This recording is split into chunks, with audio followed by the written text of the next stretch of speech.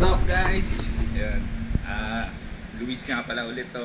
So, hindi tayo nakapag-ride today. It's a Sunday. Ito ang sinushoot natin to. Pero, dapat may ride tayo. Antipolo sana. We have some guys na newbie na paakitin natin ang Antipolo sana. But, unfortunately, weather hindi nakasama. So kanina sa community, sa Facebook community ng mga bikers, marami nasaktan. Iba kasi syempre ayaw nang i-risk yung health nila.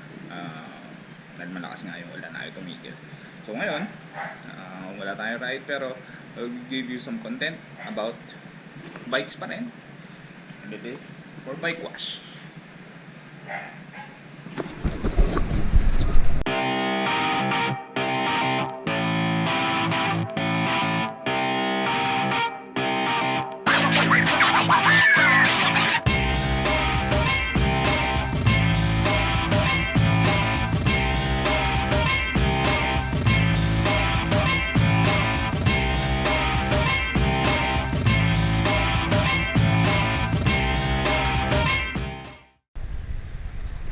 Ayun, so we'll be using some products. Ito kinuha ko or binili ko. Okay, so this is not sponsored. Binili ko to through online, Lazada. I think this is Lazada, puro Lazada to. Medyo matagal na kasi. This has been the stuff of vlogs, cycling vlogs, the Formula 420. Okay, this is locally made. Meron silang bike shop dito lang sa right in lapit sa Parañaque. Okay, but they now produce some bike related, bike specific cleaners. Okay, so we have here the Griefer. Binili natin yan, but shout out to 420 Bike Wash. Mukhang magaganda itong mga produkto nila. Ito yung susubukan natin. The pangalawa is the shampoo. Okay, ito yung pinaka main event. And then hindi lang mga tao after maligo ang naglo-lotion. So this is a bike lotion. Nakita ko dun sa isang vlog din, I think si Ian, si Ian. Meron din silang tire black. Okay, pero hindi ako nakakita dun sa website nila noon, but I think baka meron na ngayon. Or website dun sa online shop nila. And this came from a different shop. Okay, this is a bike cleaning tool set. Okay, kung napapagod na kayong manghiram ng mga pang-scoba or pang-linis po ng bike ninyo from your household equipment, pwede kayong bumili niyan. Pero pwede rin naman your usual household equipment kung ayaw nyo naman gumasta. Ganun lang din ang ginagawa ko. Pero ito, tinry ko, gusto ko siya i-try kasi ayan, try pa natin isa-isa. Meron siyang brush for your tires, and then meron siyang coral fleece grove. Okay, pamunas. Pwede nyo ilagay sa kamay. Actually, sinusuot siya sa kamay, so it's convenient. And we also have these black brushes. Number one is comprehensive brush. Okay, mga singit-singit na yan sa tires, sa may spokes. We have your gap brush. Ito talaga yung mga singit-singit na talaga na hindi nyo makikita. For your hubs. Ayan, sa loob ng mga chainring. And sa derailleurs. Ayan. Sa mga crankset. And a corner brush. Ito yung parang panlinis ng bote. Okay. Ito yung mga mas maliliit na mga parts ng derailleurs, your cranksets, your rotors. Huwag nyo lang gagawin yan in your specific order, syempre.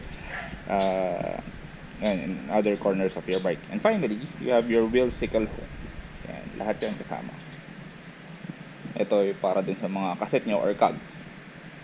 Yan, para hindi siya umikot, gusto nyo na siyang i-brush. Okay. So yun, sabi ko nga dun kanina, not in that specific order. For those of you who are watching this, syempre, kung medyo may alam na kayo sa bike wash or matagal na kayo sa pagbabike, hindi nyo na kailangan itong mga tips na to. But if you're new, yan, syempre, ihiwalay nyo lagi yung brushes and even your basahan. Yan. Ito, sa iba ko binili, syempre. iba yung gagamitin nyo dun sa rotors and your brakes dun sa gagamitin nyo dun sa may grasa. Yun yung number 1 rule for bike cleaning. Okay. So yan na gagamitin natin. So ito natin ang kaisa-isa nating bike, si GT. Okay. Si GT has been with me since 2014. This is ano ba to? This is a mountain bike. This is XC mountain bike yan. Kaya medyo mataas yung seat tube niya. Recently I have this carrier installed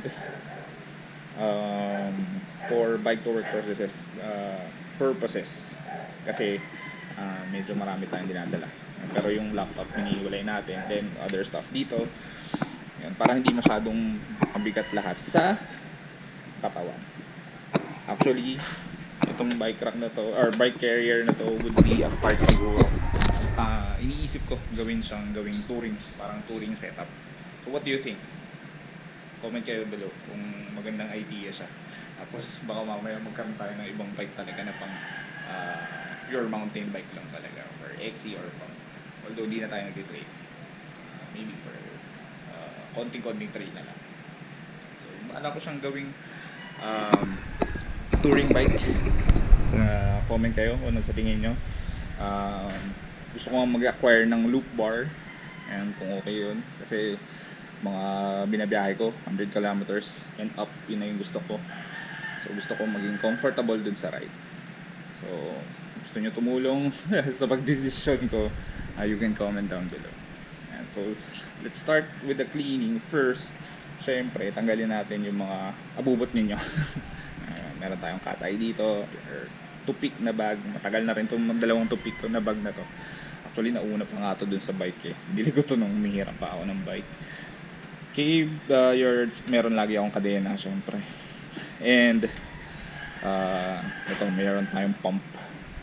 So, tanggalin muna natin yung mga yan. Tapos start na tayo mag-clean.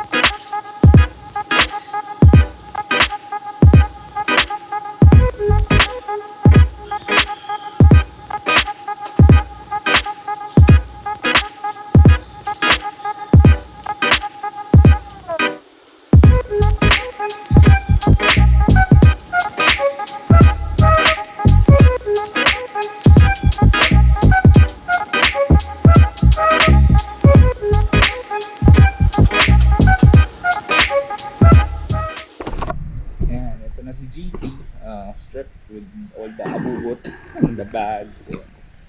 Tinanggal na rin muna natin yung pang-inflate. Carrier, medyo, past week is bike to work. So, hinabit ko na siya. So, isasama na natin siya sa paglinis. May mga putik-putik natin siya sa ilalim. Okay, gusto nyo pa bang i-bike check? Huwag na. This is all stock, halos lahat. This is a 2014 GT Karakoram. Okay, Elites. So may rock shocks na siya. XC28. Okay, with Avid brakes. You have your Alivio shifters. This is 3x9. 3x9 with a Serra FD front derailleur and your XT rear derailleurs. Yung tires ko has been replaced recently, pero same, it's Race King dun sa stock, pinalitan ko lang siya. Ang pinalitan ko pa lang dito is your pedals, recently. Ito Dabam-Damaban lang yata to. Pero gusto ko yung products ni Dabam. And your Auri grips as well, and yung WTB na saddle. Syempre ito yung mga contact points, yan yung mga usually una yung papalitan pag nagpagay, yung mga tumidikit sa katawan nila, diba? Sa comfort, besides bike fitting. So start na tayo maglinis. Pasensya na kayo, hindi si Ivana Alawi ang wash itong YouTube video na to.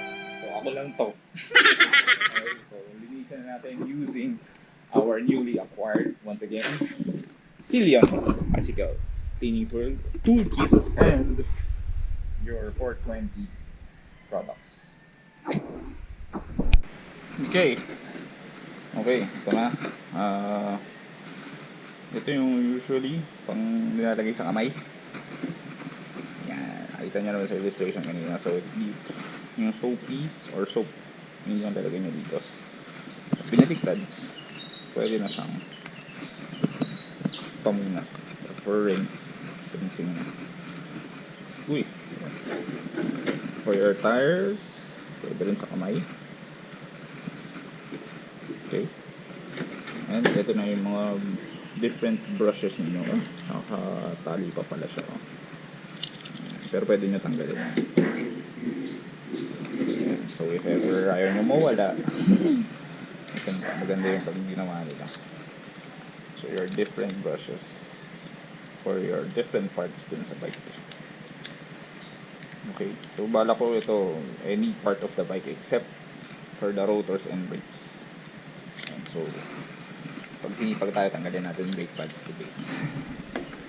For the rotors, advice dyan is lalo na pag squeaking or galing sa tubig or ulan, clean this with joy. Huwag nyo hawakan pala kasi may oils din yung kamay natin. Clean this with joy or with alcohol. Pag marunong kayo magtanggal, parang star pattern daw, yan, lagyan nyo sa maitit na tubig. Even the pads, ganun din yun sa pads. Good thing we have also the 420 degreaser. Pwede nyo lagyan yan yung nag-grease yung mga rotors ninyo. So the degreaser, we will use this for the rotors, for the cogs, chainring. Okay, yan yung una natin. So you can use your hose or isang timbang tubig kung titibid kayo ng tubig or makapagalitan kayo. Rinse lang natin yung mga patik-patik. Medyo na-abuse to last week ride. Dalawang ride yun, maulan. C6 trails na sobrang putik. Galing tayo ng saan na tayo galing? Galing tayo ng Baros, diba? Ayan. Tanggalin mo lang yung putik na yan. Pero una natin gamitin muna is the 420 degreaser.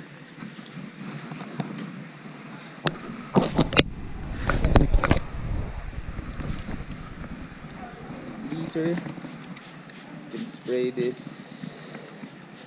all over. Make sure na mayroon din kayong grasa na pangpapalit dun sa inyong kadena. Palitin na tong kadena na to. I mean, siguro pati yung group set. Credititis na. So, kasalanan ko yun. Lampas 1,500 na yan. Pagka hinila nyo, nilagay nyo dito sa, or kung meron kayong bike, chain checker, so nilagay nyo dito sa pinakamalaki. Sampulan natin.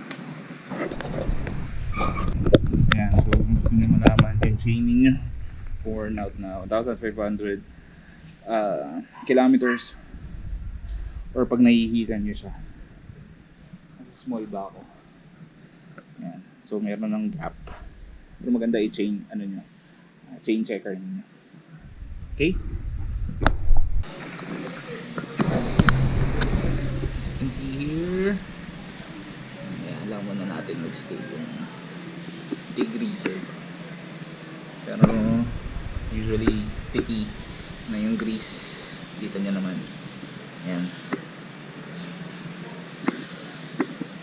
Medyo natatanda na agad siya. So, pagkatapos nito, ayan, medyo maangat na agad. Brush natin, mga brush natin na in-acquire. Yun. Tapos, linisin natin lahat. And, ito din yung mag-introduce nyo ng konting tubig. Sobrang kapal ng braso natin. Okay, ingat lang kayo. Mapasukan ng tubig yung hubs ninyo. in your bottom bracket. Kaya yung sinasabi nilang huwag kayo gagamit ng yun, kaya sinasabi nila huwag kayong gagamit ng high pressure na tubig. Pero yung iba ginagawa yun. Diba? Sila Sir J, Bike Check PH, dito na naman. Kasi may mga grasa naman yan. Okay. So, if ever mapasok lang, be sure handa kayong magpa-repack o kaya marunong kayong mag-repack. Actually ito, since 2014 wala pa repack tong hubs, yung bottom bracket lang na repack. Okay. So, pero wag niyo akong gagayahin.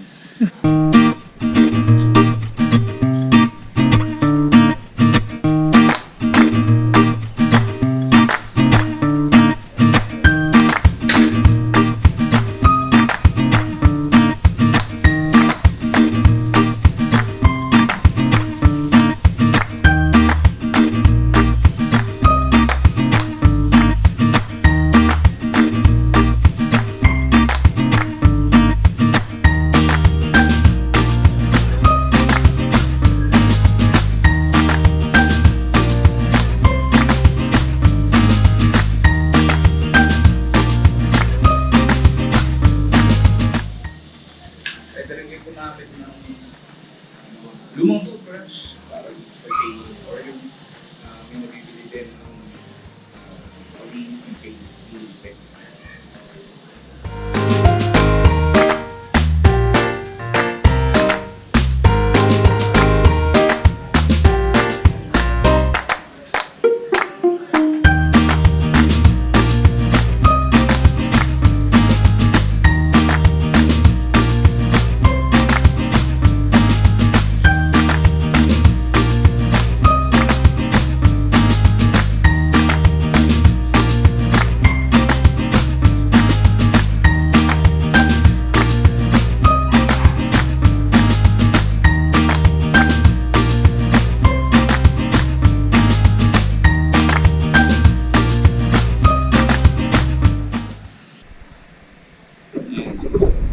Gamit na rin tayo ngayon ng bike wash, shampoo. Shampooan na natin lahat to. Ayan, shampooan na natin siya. So, yeah. Always remember, mga may grasa ninyo na bagay, kung nyo itong gagawin, gamitin sa brake pads and number 1. And, yung sabi ko nga kanina, for your bearings, sealed hubs and your bottom bracket. Ingatan nyo lang sa water. Yun. Go to the fun part. Linisin natin siya. Puro grasa na ako ngayon. Linisin natin siya. You can mix this parts of water naman. Alam ko pwede siya. Malakas naman yung content niya. So magbubula ka agad. So linisin na natin yung body. Mga singit-singit. Okay.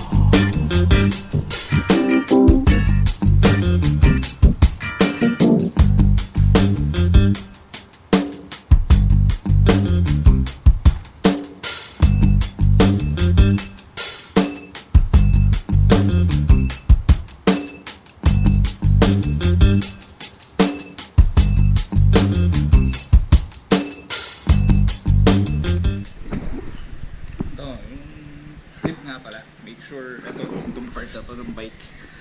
Yan. Kirain nyo kaagad yan. Kasi minsan, pagbasa yan, hindi nyo nakikita yung putik. So, nakikita nyo na kaagad yan. Unahin nyo na kaagad. So, pag natuyo, saka lang nyo siya makikita. Yun. So, next na gamitin natin to. Yung sa tires. Yan, natin sa sabon. Yan. Yan lang naman siya. Sakto, di ba? So, even yung konting wall. Terus, ano lang, banayan lang. Kasi syempre, ingatan nyo rin yung tires ninyo. Yan yung napupudpud.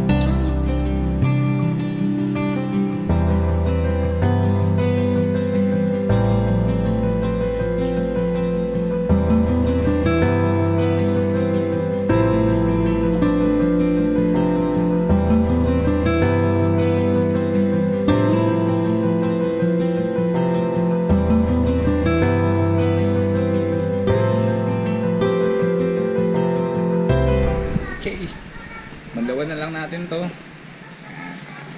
Manlawan natin, tapos tayo pwede mo tagtagin yung bike nyo, tagtagin nyo, buhatin nyo, dry it out. Meron kayong pang blower, mas maganda siya para hindi na mag-water mark stains. Ha? Okay, tapos mamaya lagyan natin ng lotion yan. Matuyuan daw siya ng kanyang balat eh.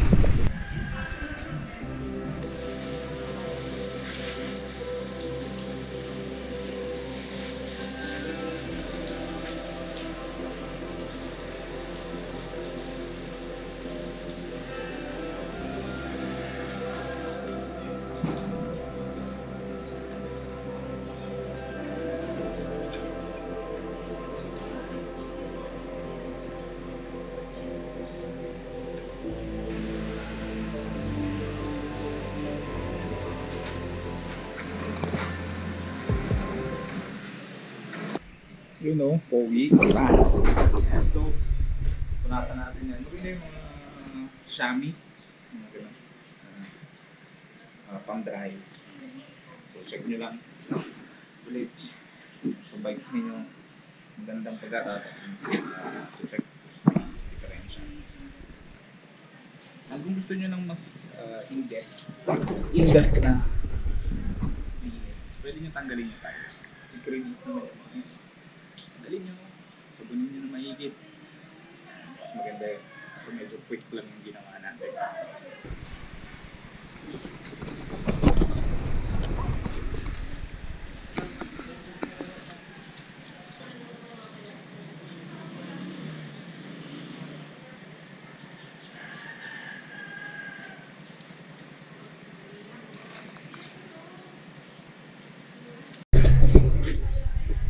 Yun. Kung nag-dry up nyo na yan, pwede nyo tag-yun niya. Pwede nyo tag-tagin. Subukan na natin itong 420. Again, that's medyo mahapon eh. 420 bike lotion. So, gusto kong i-try yung mga bike specific na mga material o cleaning materials na to. Kasi, ang maganda sa kanila, yun nga, bike specific. So, hindi siya sure ka about your paint job, other materials, kung ano ba yan, carbon, ito, aluminum lang naman to. Pero at least pag bike specific, alam mong hindi magiging harmful dun sa bike parts mo. Yun yung maganda. Yun tayo.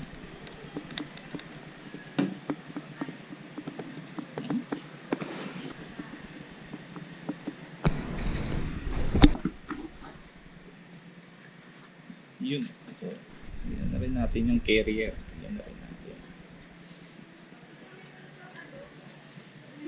Ayan. So, kahit luma yung mga kahit lumang bikes kahit luma yung mga bike ninyo, gaano pa rin. Wala yung service yung nagagawa. Malaking servisyo sila sa inyo.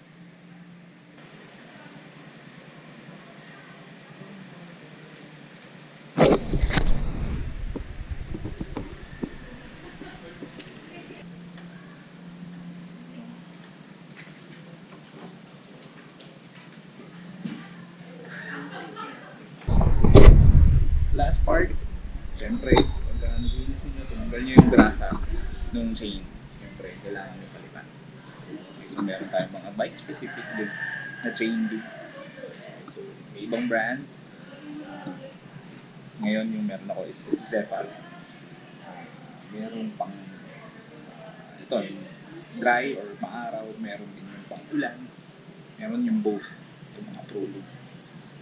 So, pwede nyo lagay yan siya isa-isa. So, pwede nyo yan siyang lagay isa-isa.